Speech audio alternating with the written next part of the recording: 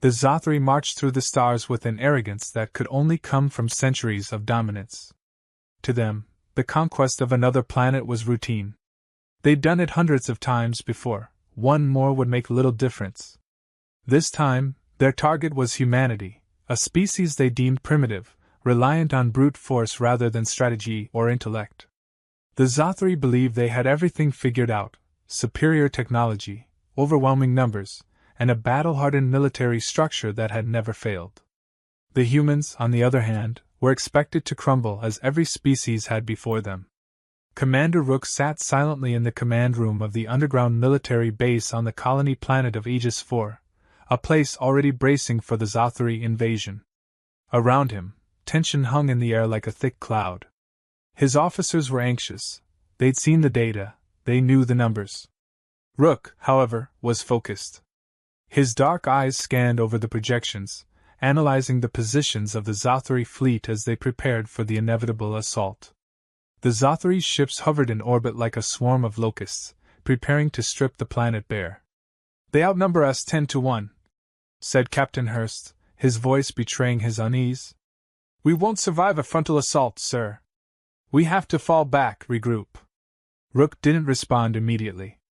He studied the holomap intently, his mind working at a pace faster than anyone else in the room could follow. The Zothri believed in strength in numbers, in brute force. It was their greatest asset, and their greatest flaw. Rook had seen this kind of arrogance before. The overconfidence of an enemy that thought itself invincible. "No," Rook said finally, his voice calm, unflinching. "We don't retreat. We make them think they've already won." Hurst frowned. "Sir?" Rook stood up, stepping toward the holomap. He highlighted a sector of the planet's mountainous terrain, areas that would be difficult for the Zothri to maneuver in with their massive, heavy equipment. "The Zothri expect us to meet them head-on. They want a traditional battle. That's how they win. We're not giving them that. Instead, we're going to make them chase us into the highlands, make them think we're running scared." Hurst raised an eyebrow. "But sir, their numbers. Their numbers are a liability." Rook cut him off. "They rely on overwhelming force and structured battle formations. They're not built for chaos. We are." The command room fell silent. The other officers exchanged uncertain glances. They had trained for this moment, but nothing could have prepared them for the scale of what they were up against. Yet there was something about Rook's confidence that instilled a sense of calm. "Their fleet will land on the southern plains," Rook continued, pointing to the likely drop zones on the map. "We let them think they have control of the field. Meanwhile, our forces will scatter into the mountains. We're going to hit them where they're weak: supplies, communications. We won't give them the battle they're looking for." "And what if they don't take the bait?" Hurst asked. Rook smirked, a rare show of emotion. "They'll take it. They can't resist an easy victory." Hours later, the Zothri began their descent. Massive troop transports and assault vehicles cut through the planet's atmosphere, landing with devastating force on the open plains. The Zothri troops, confident and unhurried, marched out in perfect formation, scanning the horizon for signs of human resistance. They found none. Their commanders grew cocky, broadcasting messages of surrender to the human settlements. But there was no response, just silence. Zothri scouts were sent to scour the area, but each one returned with the same report: the humans had fled into the mountains. "Cowards!" the Zothri general sneered, relaying orders to his ground forces. "Push forward. Drive them out. This will be over by nightfall." But as the Zothri forces began their pursuit, they found themselves stumbling into unfamiliar terrain. The mountains were treacherous, and the paths narrow.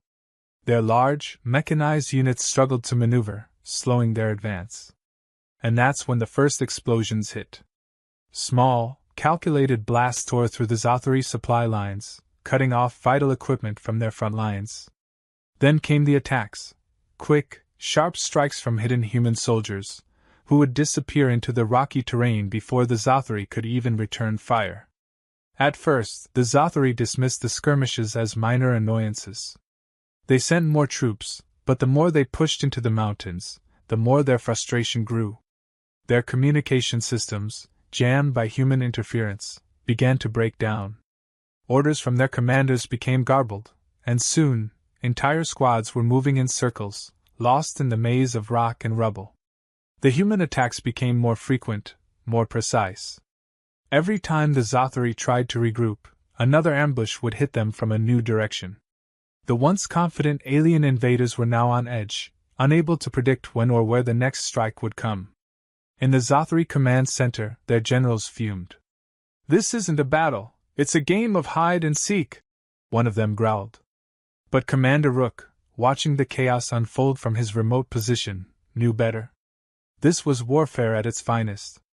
Not about brute strength or technology, but about outthinking your enemy, using their own arrogance against them. The Zothari had come for a conquest. They had expected to crush the humans underfoot, to overwhelm them with their sheer numbers. But what they had walked into was something far more dangerous. A war where their numbers meant nothing, where their technology was useless, and where every move they made played right into the hands of the ultimate predator. The Zothari's initial confusion turned into frustration. Their high command, accustomed to overwhelming their enemies with brute force, had never seen an opponent like this. Every time they adjusted their strategy, the humans changed theirs.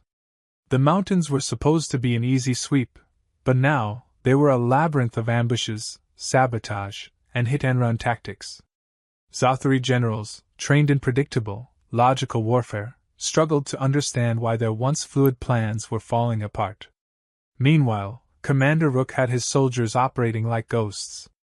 They moved through the terrain with precision, leaving no trace behind after each strike. Their objective wasn't to annihilate the Zothari forces all at once, that was impossible. Instead, they focused on weakening their resolve, exploiting every opportunity to break their supply lines and morale. Small squads of human soldiers, equipped with advanced stealth technology and local terrain knowledge, disrupted Zothari operations at every turn. They planted explosives on key equipment, sabotaged Zothari machinery, and attacked vulnerable squads during the night. The Zothari were equipped for large-scale battles, not for this kind of guerrilla warfare, and they had no experience dealing with an enemy who refused to engage directly. In the midst of this, Commander Rook employed a psychological tactic that further destabilized the Zothari. He had his communications team intercept and manipulate the Zothari's radio signals, broadcasting false orders and creating confusion among their ranks. One minute, the Zothari commanders would receive a direct order to advance. The next, a message warning them to retreat. It was chaos, and Rook made sure they couldn't tell what was real and what was a trap. The Zothari soldiers, once disciplined and focused, were now paranoid, firing at shadows and second-guessing every move. To make matters worse, human propaganda began to flood their communication networks. Rook's team broadcast messages reminding the Zothari of their mounting losses and the futility of their invasion. These broadcasts, filled with half-truths and cleverly crafted psychological blows, seeped into the Zothari's minds, eroding their confidence. Even the terrain became a weapon. The mountains, with their narrow passes and unpredictable weather, favored the humans. Zothari vehicles were designed for open plains and large-scale warfare, not the rocky, uneven terrain that Commander Rook had chosen for his battlefield. The alien forces, bogged down by their own heavy equipment, found themselves easy targets for the agile human squads. More and more of their soldiers were lost to ambushes, sniper fire, and booby traps that seemed to come from nowhere. Despite their initial bravado, the Zothari were beginning to realize that they weren't fighting just another simple species. Every ambush, every piece of sabotage, was part of a larger plan, one that was slowly choking the life out of their invasion. The humans weren't merely defending, they were systematically dismantling the Zothari's ability to fight. As days turned into weeks, the Zothari morale continued to plummet. They were losing more soldiers to exhaustion and desertion than they were to actual combat. They couldn't sleep, constantly on edge, waiting for the next attack. Their commanders grew desperate, ordering reckless assaults to try and break the human resistance. But every offensive ended the same way, with more Zothari dead and no significant gains to show for it. Rook's soldiers were efficient, striking hard and fast before disappearing back into the mountains. They knew the terrain intimately, using every cave, every ridge, every forest as cover. The Zothri were simply out of their element. They had come expecting a quick and decisive victory, but now they were trapped in a war of attrition that they were ill-equipped to fight. Rook had foreseen this. He had studied the Zothri for years, long before they ever made their move against humanity. He understood their weaknesses, their over-reliance on structured battle plans, their lack of flexibility, and their inability to handle psychological warfare. He knew that they believed in the power of sheer force, but force was useless if you couldn't apply it where it mattered. The Zothri commanders began to bicker among themselves, each accusing the other of incompetence. Some wanted to withdraw, while others insisted on pressing forward. But no matter their decision, Rook had them where he wanted them, in a state of perpetual confusion and fear. Human forces didn't need to win every battle. They just needed to keep the pressure on, exploiting every vulnerability the Zothri exposed. Rook had turned the entire war into a waiting game. He didn't care how long it took, because every day that passed without a Zothri victory was a day closer to their ultimate defeat. The turning point came when a large Zothri supply convoy was ambushed in the dead of night. The humans had been waiting for this moment, letting smaller convoys pass unharmed to give the Zothri a false sense of security. When the largest convoy yet made its way through the mountains, Rook's forces struck with precision, destroying key vehicles and leaving the Zothri stranded without the supplies they desperately needed. The ambush was more than just a tactical victory, it was a psychological one. The Zothri forces, already weakened by weeks of harassment and attrition, now had to face the cold reality that their supplies were dwindling. Panic set in, and their once cohesive ranks began to fracture. Commander Rook watched the Zothri's disarray from his command post, knowing that the tides had officially turned. The Zothri invasion was failing, not because of a lack of resources or soldiers, but because their very way of thinking had been their undoing. They had expected a straightforward war, but what they got was a relentless, methodical dismantling of their entire operation. The humans had shown them a new kind of warfare, one where victory wasn't measured by body counts or territory gained, but by breaking the enemy's will to fight. The Zothri had never stood a chance, not against an enemy like this. The Zothri High Command had become desperate. They realized now that their overwhelming numbers and superior firepower were irrelevant against an enemy that refused to fight by their rules. Frustration boiled over as more and more of their forces were lost, not in grand battles, but in a series of carefully orchestrated ambushes. Commander Rook had played them perfectly, drawing them deeper into a war of attrition they couldn't win. Still, the Zothri refused to admit defeat. Their pride would not allow it. Rook knew this. He had studied their mindset. The Zothri could not fathom retreating or negotiating. They would push forward until they were either victorious or annihilated. It was exactly this stubbornness that Rook intended to exploit in his next move. He had seen their growing desperation and knew they would soon attempt something drastic. He was ready for them. The Zothri shifted tactics, trying to concentrate their forces for a decisive strike. They sent scouts to gather intelligence on human positions, but these scouts found nothing. The humans had gone silent, almost too silent. It was as if they had vanished, leaving the Zothri paranoid and unsure of where to move next. And that's when Rook laid his trap. The human forces had pulled back intentionally, creating the illusion of weakness, a retreat.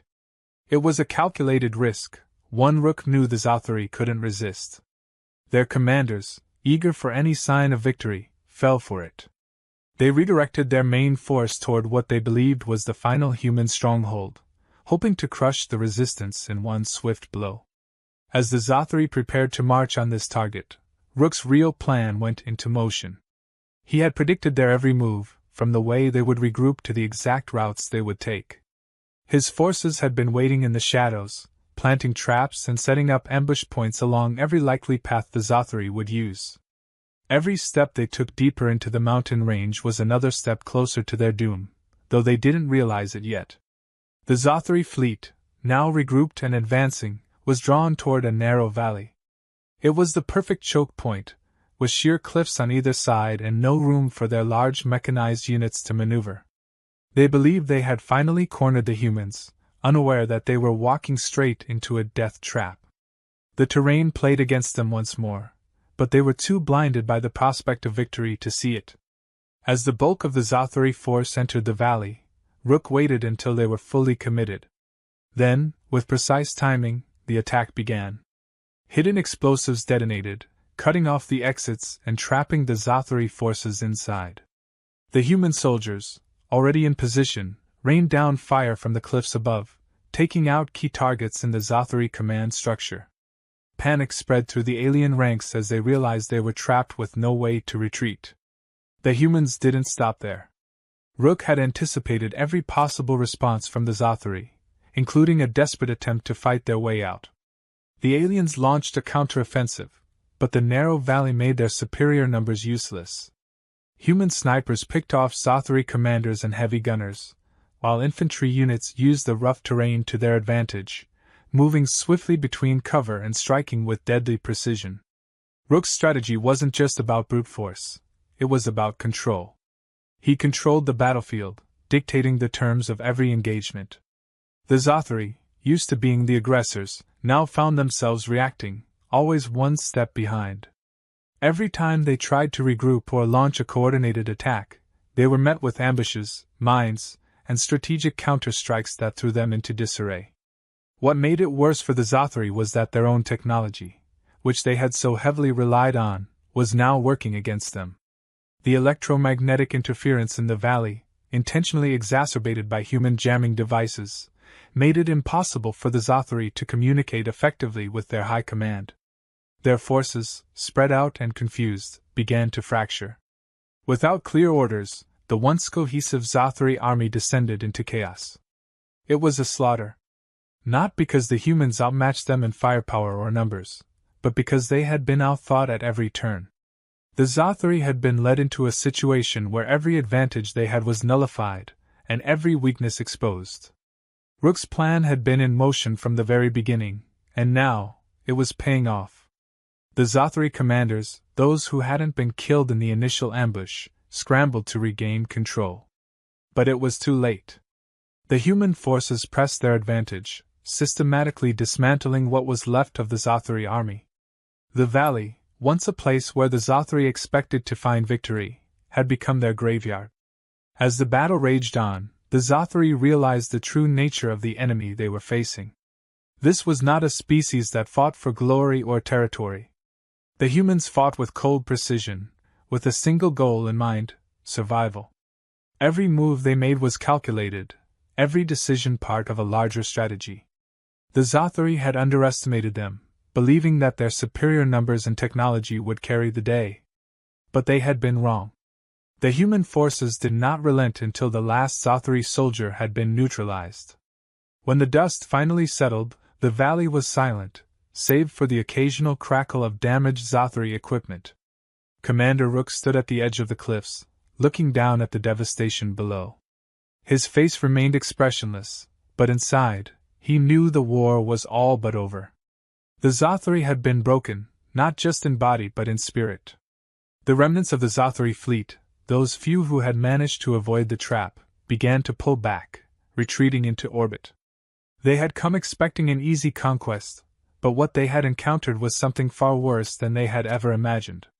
The humans were not prey, not a weak species to be crushed underfoot.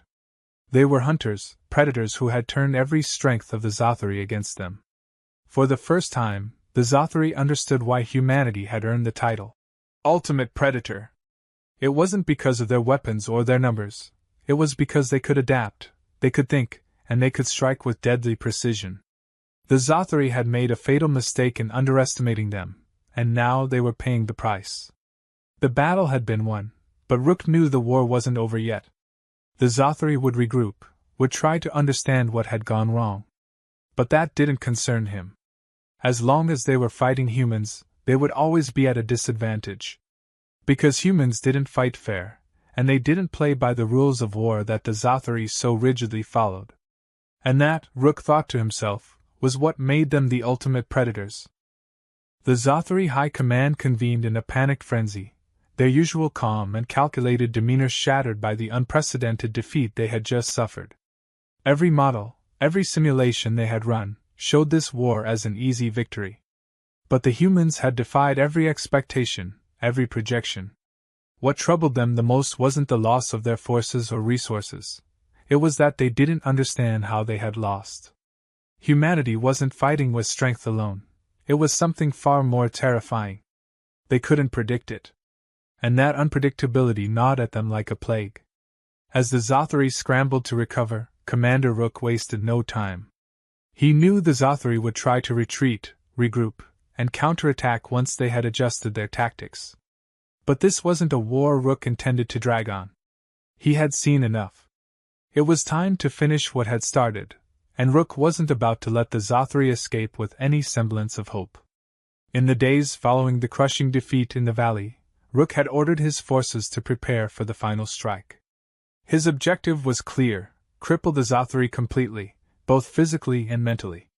The goal wasn't just to win but to leave a message that humanity was not to be trifled with. Rook knew that a mere victory wouldn't be enough. The Zothri needed to be shown that this wasn't a battle they could recover from. They needed to feel the full weight of humanity's power, its strategic brilliance, and its cold, calculated ruthlessness.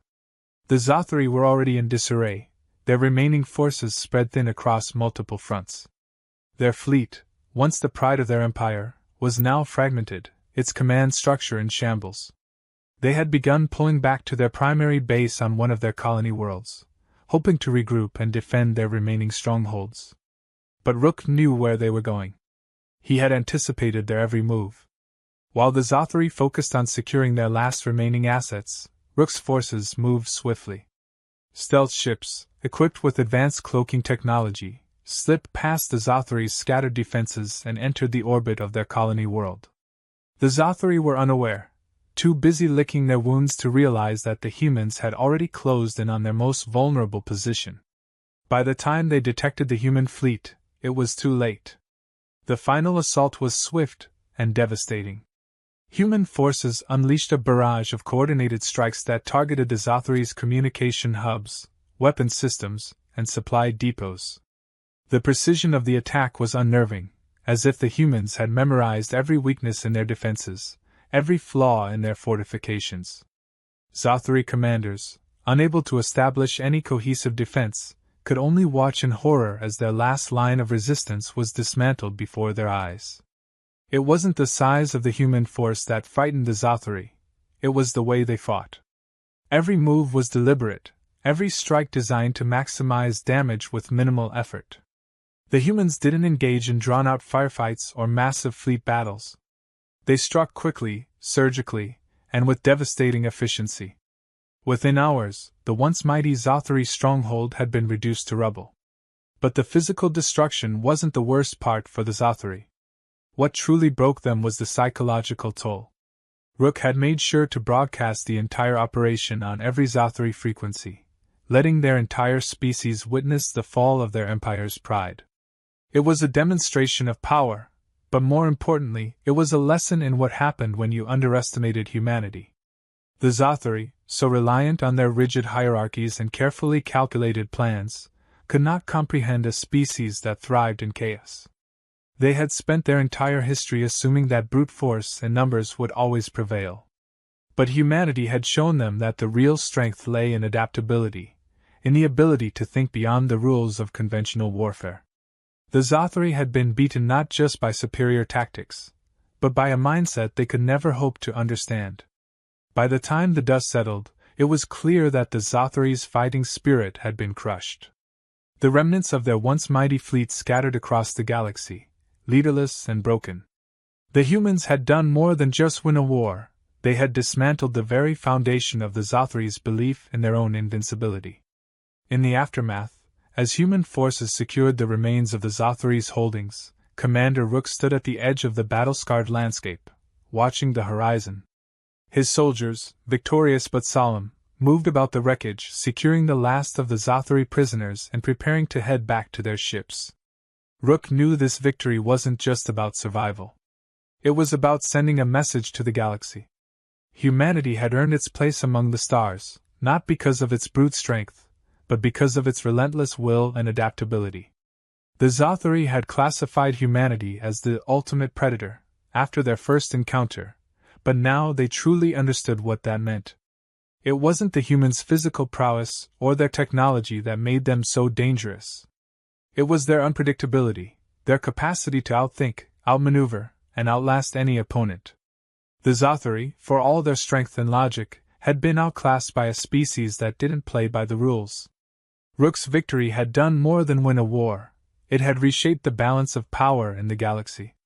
The message was clear: humanity wasn't just another species fighting for survival. They were the hunters now, and anyone who dared challenge them would face the same fate as the Zathuri. As Rook turned to leave the battlefield, he knew that this was only the beginning. The galaxy had taken notice, and the humans would no longer be underestimated. The title of Ultimate Predator wasn't just a label, it was a warning to anyone who thought humanity could be defeated. The war with the Zathuri was over, but Rook knew there would be more battles ahead. Other species would eventually rise to challenge humanity, thinking they could succeed where the Zathuri had failed. But Rook was ready. He had learned long ago that the key to survival wasn't just strength, it was the ability to adapt, to evolve, and to stay one step ahead of the enemy. And as long as humanity could do that, they would remain the ultimate predators of the galaxy.